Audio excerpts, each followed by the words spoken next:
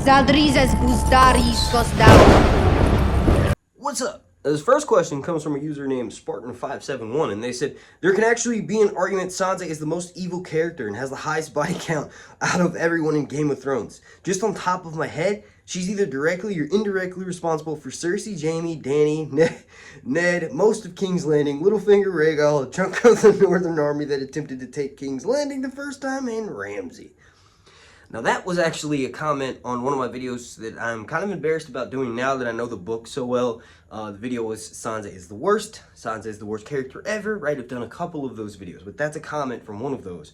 And I will say this. In the TV show, Sansa is such a different character, it's not even fair to really compare them because, well, first off, Sansa in the TV show was raped. That doesn't happen. Not even to a fake Sansa in the books. That happens to fake Arya, Jean Poole, right? Jean Poole was in like the first episode of Game of Thrones and that's it, right? She's got a way heavier role in the books, and like I just said, she's pretending to be Arya and she's getting raped by Ramsay, and Theon is, all of that aside, book Sansa, I feel nothing but pity and sorrow for. After rereading and re-listening to all of her POVs multiple times, Sansa is probably one of the most tragic characters in the A Song of Ice and Fire books. She's tucked away safely in the Vale right now, but she's about to marry Harry the Heir, and she's actually moved out of the Vale, like down the cliffs, down this rocky cliffs, right? She's making her way towards an encampment with Robert Baratheon's bastard daughter, believe it or not, right? Maya Stone, and then also obviously Robert Arryn, little Robert, titty milk, sweet Robin is with her as well, and so is Littlefinger. So we're gonna find out what happens to her when the Dance with Dragons drops. But like I said, I feel embarrassed making those videos now that I know Sansa's book character so well. I still kind of feel the same way about the show version of the character. But you all let me know what you think down below. Do you agree with that person's sentiment in that Sansa has literally got the highest death count in all of Game of Thrones for the TV show universe? Now this next comment comes from a user named Goddard Josh, and they said, I have grown to really like the actors and would have preferred they stayed. I know the time jump would be a bit awkward. I just hope the new actors are just as good or better. And now here's the thing. Rhaenyra and Alicent are going to be replaced after this upcoming episode 5. They're going to be replaced by Emma Darcy, who will be playing the older version of Rhaenyra for the rest of the series. The older version of Alicent will also be played by Olivia Cooke for the rest of the series. I have seen people on Facebook spreading lies for some reason. They're saying like, you know, Ryan Condal likes them so much they may be coming back for season 2. When you Google that, when you Google Ryan Condal, Emily Carey, season 2 House of the Dragon, as of right now, the time of making this video, literally nothing pops up but a bunch of articles interviewing Emily Carey saying she doesn't know if she's going to return for season 2. I'm going to let you know right now, the timeline from this episode forward, from episode 5, right, into episode 6, when we have that time jump, it's going to be linear. There's literally no reason to show flashbacks for the rest of this series. Like, obviously, in the show universe, they could always create something and go back, right? But from this point forward, it's the whole reason why we got these younger actors, is to save flashbacks, because realistically, there's no way that an 18-year-old Emily Carey can somehow birth Aegon 2. The actor Tom Glenn-Carey, who's playing Aegon 2, is older than Emily Carey. So even if we didn't want this to happen and we didn't want them to switch out, even though I'm a massive fan of Olivia Cooke, I think she's beautiful, right? I loved her in Ready Player One, right? Even if that was the case, it wouldn't work logistically because Aegon 2 has to be a certain age. In the books, he's like 21, like 22, 23, right? He's not going to be that exact age on this TV show. Obviously, Olivia Cooke is like around my age, so it had to happen. This whole 5-episode arc of the first season is going to be always looked back upon like some of the best episodes of the series, but ultimately it's to save flashbacks. Because if they had started with the older versions of Rhaenyra and the older versions of Alicent, it would not make little sense. They'd be flashing back every 5 seconds to explain something. So in my opinion, and obviously I could be wrong, and if I am wrong, I'm probably going to address it in one of these videos, from episode 6 onward, Alicent and Rhaenyra will be played by Olivia Cooke and also Emma Darcy. They will be playing Rhaenyra for the rest of the series, and Olivia Cooke will be playing Alicent for the rest of the series. We may have a flashback, but what I think is most likely going to happen is the Corlys the Sea Snake show gets greenlit, right? At least one season, 10 episodes, maybe even make it a mini-series. Each episode is a time jump, but that's where Emily Carey could make an appearance as the younger version of Alicent again, and also that's the show where Millie Alcock could come back and play the younger version of Rhaenyra. Once we have this time jump, there's nothing really that they haven't told in the past that will affect the story. Like, obviously it will, but you can just go back and watch those episodes. I don't think they're going to have time jumps. But like I said, I could be wrong. You all let me know down below in the comment section if you agree with me or if you disagree. And this next comment comes from username DMON, and they said, Daemon, they said, anyone else noticing the toned down violence and nudity? Besides B-list actors, main villains like Crabfeeder dies off screen. Sex scenes are filmed in the dark and weird angles. And still enjoying the show overall, but definitely noticeable from earlier seasons of Game of Thrones. Right, the earlier seasons of Game of Thrones would have tits on screen all the time. And being a younger man myself, I freaking love that. That's the whole reason why I started watching Game of Thrones, was because even though the dialogue and pretty much all of the slower parts were kind of uninteresting to me, because this was back in 2013. I honestly knew there were books, but I hadn't even thought to like look into them, right? Titties is what kept my attention on the screen. They made something called a sex position, right? Instead of exposition, which is where you convey dialogue that progresses the story or includes the audience in on certain details they need for the story to progress, right?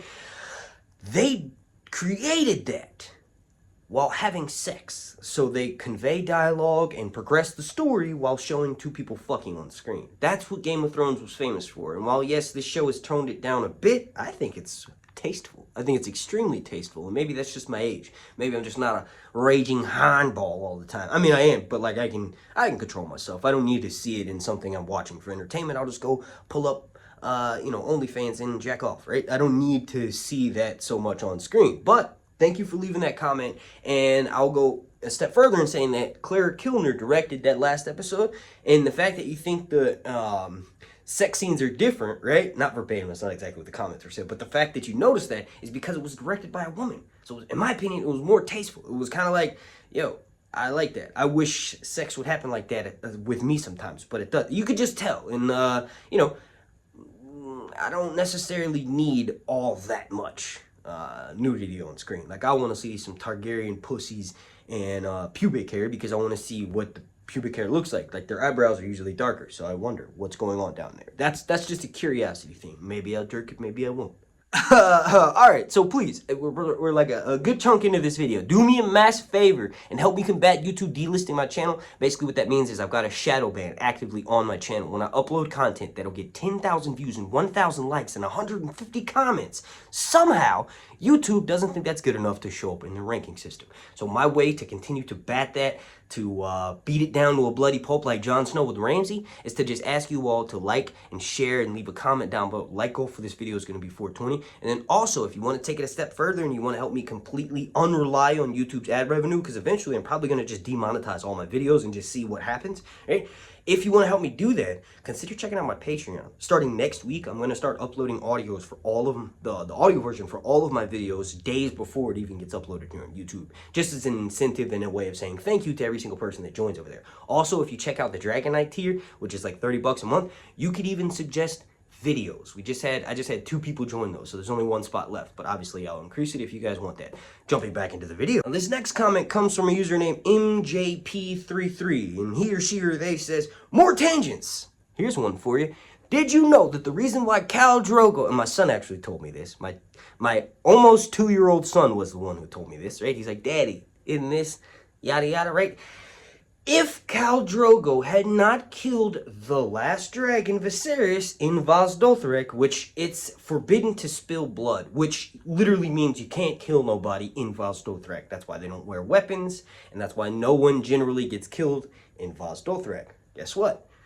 Khal Drogo committed a sin and killed Viserys by pouring gold on his head. And yes, George even made it really poetic and said, not a single drop of blood hit the floor. Right. But he still killed someone. And maybe because he evaded the rules, maybe it wasn't an immediate death sentence. Maybe it caused him to suffer. This is why when he's being treated by Mirri Maz Duur with fire wine, right? With this potent tonic that basically is like an astringent that kills the germs where he gets cut at, right? His whole nipple, right?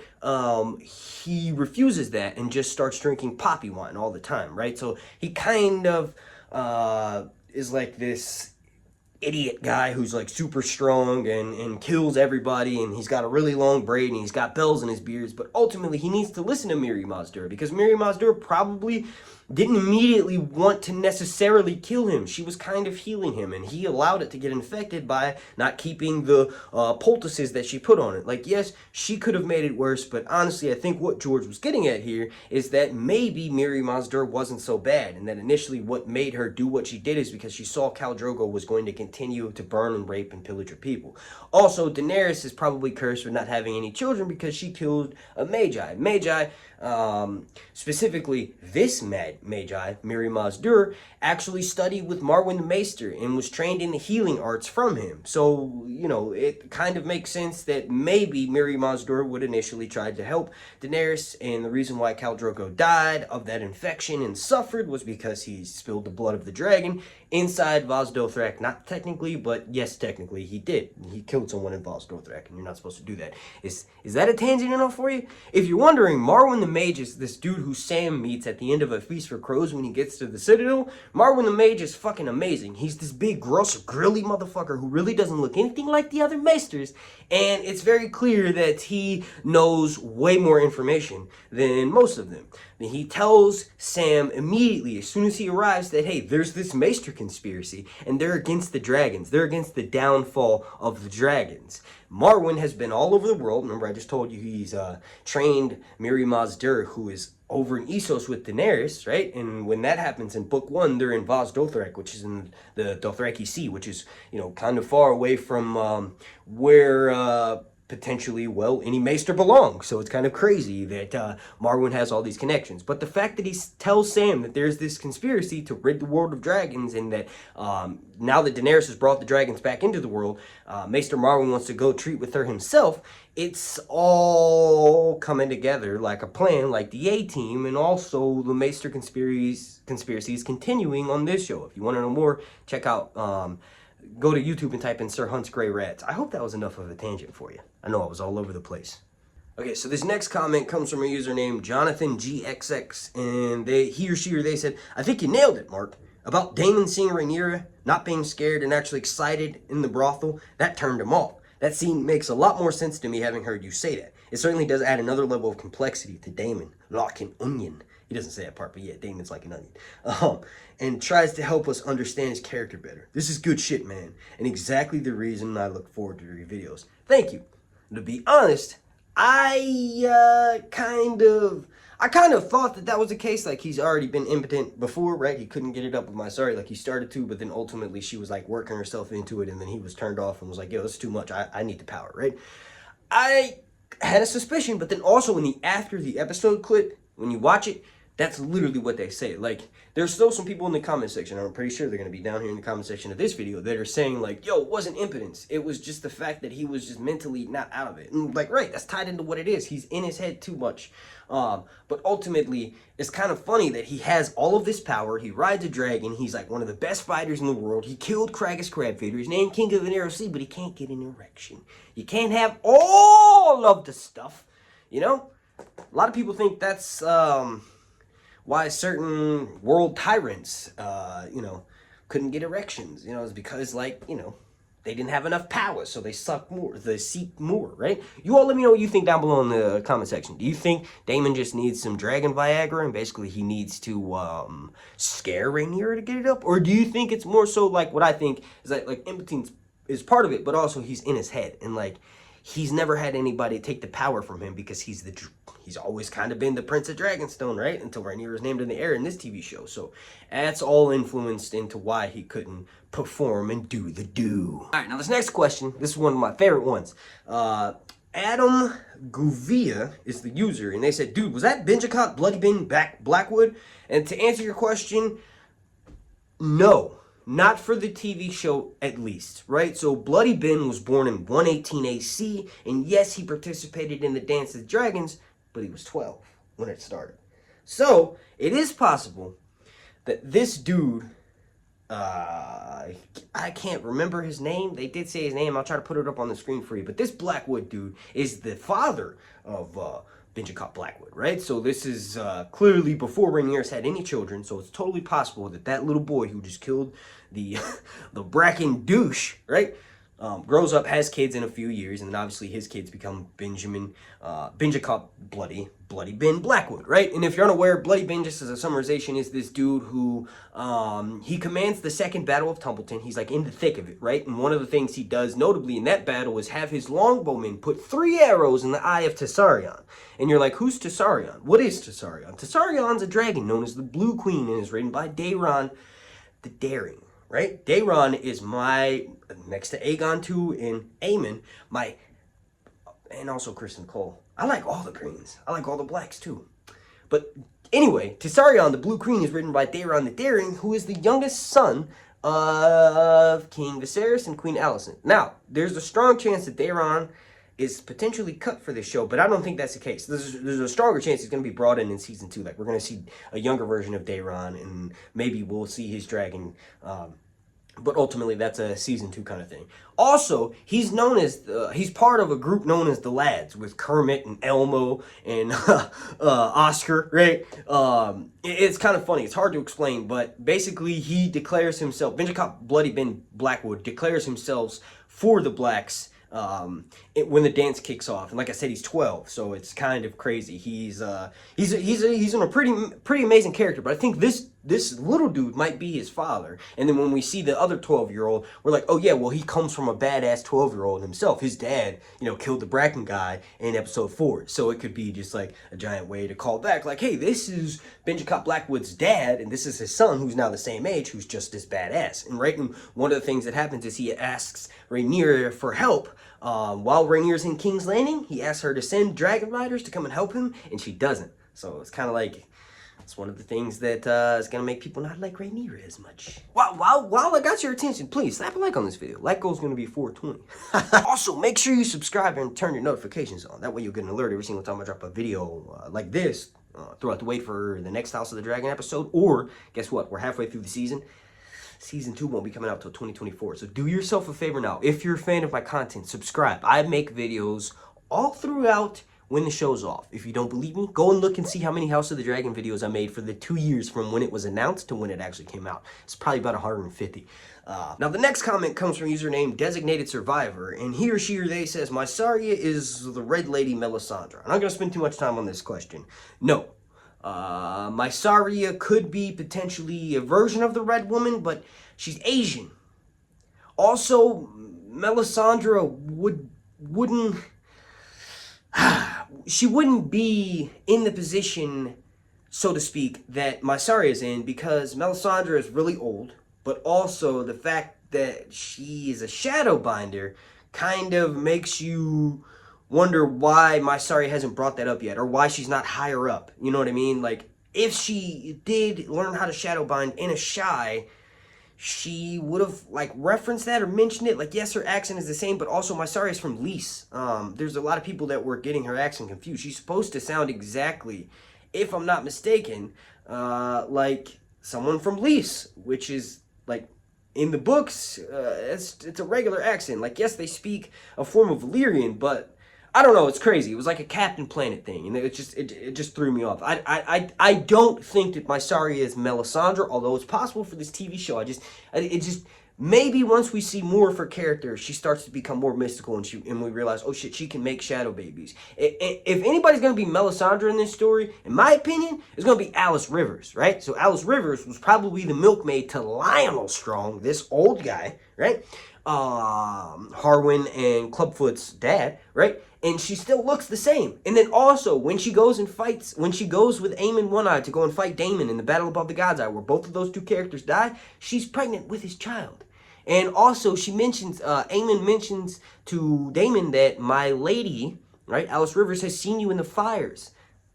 Melisandre is known to look into some flames and see shit. So in my opinion, that's the only person who could be Melisandre on this TV show, Alice Rivers. And there's a really, really silly rumor about Elizabeth Olsen being cast as her. I don't think that's a wise decision, but that's just my personal opinion. I love her. I love the Olsen twins. I think her Russian accent in the Avengers was terrible, and I don't think she could pull off an Avengers accent. I'm sorry, I don't think she could pull off an English accent well enough for this show. Also, she's a really big star, and Alice Rivers kind of plays a major role up until the end. So I just don't... I don't know if she would have the time to do that, and also she's too big of a star. It'll take me out of the character. Every time she comes on screen, I'm going to be like, Sokovia Courts. Alright, sorry this video was so long. I'll probably make the one for next week even longer. Like, I'm going to try to at least include 10 questions in each of these videos. If you want a chance for your comment to be included, make sure you leave me a question or just your thoughts or anything down below, and I'll try and cover it either in a live stream or in a video just like this. Thank you again so much for watching, and special thank you to every single member of my Patreon family over on patreon.com/100reviews.